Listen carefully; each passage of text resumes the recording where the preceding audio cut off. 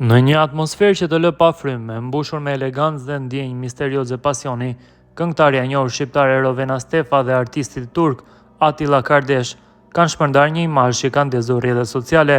Fotografia e realizuar përpara një zjarri të ndezur që pasqyron flakët e ngrohta të dimrit, por edhe intensitetin e lidhjes mes tyre, është më shumë se një pozë, është një deklaratë stili, force dhe ndjesie. Rovena e veshur me një fustan të zi elegant me dantel, me dekolte të theksuar dhe që përqafon format e saj me finesë, përfaqëson një figurë të fortë femërore, sensuale dhe të vendosur, me flokët e valëzuar, buzët e kuqe dhe qëndrimin e sigurt. Ajo dominon hapësirën vizuale, me një prani që është njëkohësisht mbretëllënse dhe delikate. Në anën tjetër, Atilla Kardesh i ulur në një koltuk luksoz, me ngjyrë të kuqe të thellë, veshur me kostum të zi dhe këmishë të bardhë, sjell një energji të jeshtur por të fuqishme. Me dorën në fytyrë dhe një vështrim të thellë, ai portretizon një figurë të mistershme dhe reflektuese.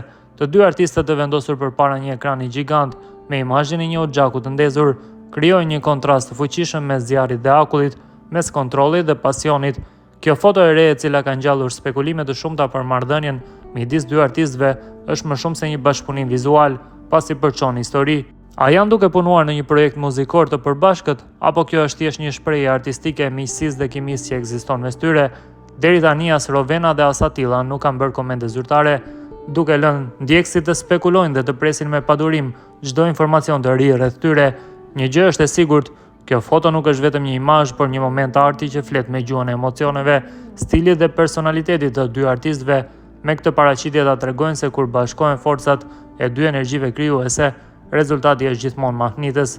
Mirë po, fansat e tyre kanë aluduar se këto foto po duken si foto fejese, megjithatë dyshja ka bërë të ditur se bëhet fjalë thjesht për një bashkëpunim